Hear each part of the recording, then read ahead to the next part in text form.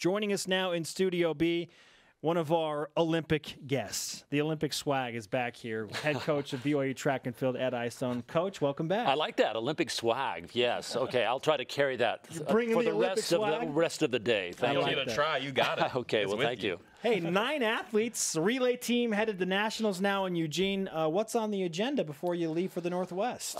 You know, at this point in time, the hay is in the proverbial barn. You know, all the work is done, so you're just trying to sharpen them up a little bit. And I worked out Shaq this morning at 8:30. We tried to beat the heat a little bit, and he looked very good. So we're keeping our fingers crossed. I think everyone's getting healthy, totally healthy. That's one of the good things about these last few days. You can kind of rest up and go in and be ready to roll. How would you rate this season? I mean, you've been doing this for a very long time. So actually not rate it, but maybe what was your favorite part from a coaching standpoint leading up to nationals this season? Well, I'd liked a couple of things. We'd set some high goals as a team initially to get a lot of people qualified to the first round of the NCAAs, the regional meet.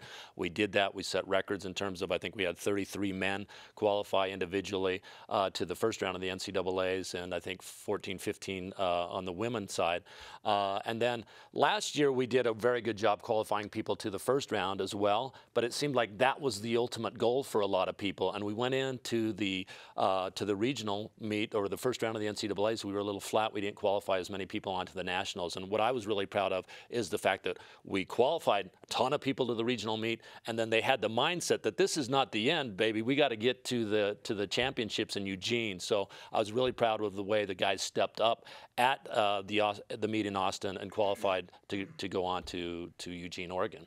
Coach, a coach wears many hats. Trainer, father figure, maybe friend, and psychologist. How do you work with your players to keep them calm, keep their nerves level going into meets like this? Well, I think we just kind of remind them of the level of preparation that they have gone into this season. You know, remind them of the various workouts that they've been doing all along, and then trying to not make it a huge big deal, and remind them that they don't need to do anything, you know, unearthly at the regional meet. They just need to duplicate performance, the good performance that's got them there, and if they do that in that high-pressure situation of the first round of the NCAAs, they're probably going to advance to the national meet. What are your expectations and goals for those that will compete in Eugene? Well, we have some very highly ranked athletes going in, so first and foremost, would like to see those athletes, you know, at least duplicate their ranking. Jason Witt is one of the top-ranked 10,000-meter runners in the country. Certainly. Of course, Shaquille Walker, one of the favorites, or at least a top 3, top 6 favorite in terms of the 800 meters. And then on a 4x4, I'd love to see that 4x4 team. They're going to have to roll really well again in the race that will qualify for them for the final, but love to see a 4x4 team in the final racing against the likes of, you know, some of the sprint powerhouses out there. You know, yeah, exactly. That's not something that people commonly associate with BYU as having real strength in the sprint area or the 4x4 area. At least currently. Back in the days, we had Frankie Fredericks and we had some incredible sprinters, but we're starting to see that roll around again, and to get a 4x4 team in the final would be amazing. And then, of course, we have great 800-meter runners on the women's side as well. Shea Martinez, Kelsey Brown could do very well. So just love to see everybody who's going to the meet come back having scored a point, being first-team All-American. Can we go back to that 4x4 record, not breaking, record crushing time? How did you see it? Well, Michael, think about it. If you have a record on the books that stood for 44 years, you know that's a very good record, right? Yeah. And so when you have a record like that, you're hoping to break it by a 10th, right? But for them to go in and put together the relay, Mario Harper to Sean Adams to Jesse White to Shaquille Walker, and see them, just all of them really reach down and probably pull out, you know, one of the best performances ever individually, put that together as a team, then you see a crushing of a 44-year-old record by over 2 seconds. That was crazy. Yeah, I mean, it was over 3 seconds. Yes, yeah. That's unbelievable. I think we were thinking 305, maybe 304. Wow, that would be. But when we looked up and saw 303, I mean, there were grins all over us. I think we were all kind of screaming. My favorite reaction was a fan from the University of Iowa was sitting behind us, and he said, "That was BYU that just won that."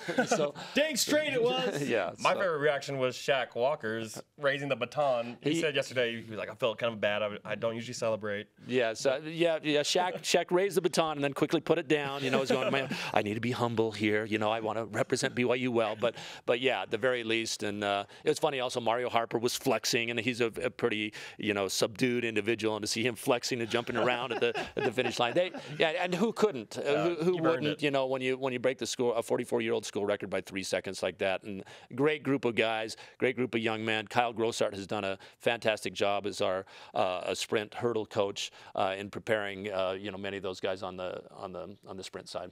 We also had Anjanae Monteverde in studio earlier this week as a pole vaulter, and that's such a unique event. So to see her progress and get to Eugene, to the championships, what does that say about the type of athlete that she is after she transferred from Oregon to BYU? Right. That's a great story, and I call the pole vault is the extreme sport of track and field.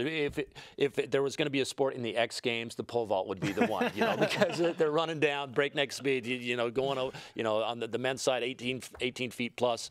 And Anjanae is a great story because she was a phenomenal high school athlete. She and her sister were recruited highly by both BYU and University of Oregon. They kind of went for the bling, went for the gold ring, so to speak, and went up to the University of Oregon and had, I think just didn't have the experience that they were hoping for, and so for them to transfer down, and then now for Anjanae to have qualified and go back up there as a junior and experience the national championship meet there, it's a great story, and she'll have a great time there. And she's got a lot of friends on that U of O team, and so it'll be fun for her. Now, to clarify for fans that aren't aware of how first-team All-American designations are given out, if you make the championship heat, you are a first-team All-American, correct? Top eight, first-team All-American. Second 8, second-team All-American. Next 8, so what 17 to 24. Is that right, math? Yeah, 20 is going to be honorable mention. So really. But you only score points if you're first-team All-American, so that's obviously what we're looking for. Think about how many track and field athletes there are compared to the other team sports. So if you're top 8, that's pretty remarkable. Yeah, and in many events, we're talking not just national class, but world class, Olympic potential, and certainly we have a couple of guys out there that are getting ready, and we'll go up to Eugene, who certainly have just beyond national NCAA sort of desires. They're looking forward to hopefully world championships, Olympic Games eventually. Ed Eyestone bringing his Olympic swagger to Studio B. He is the head coach of BYU Track and Field. They're headed to Nationals in Eugene next week. Good luck, Coach. Thank you very much, Spencer. Good luck, Coach. Thanks, Mike.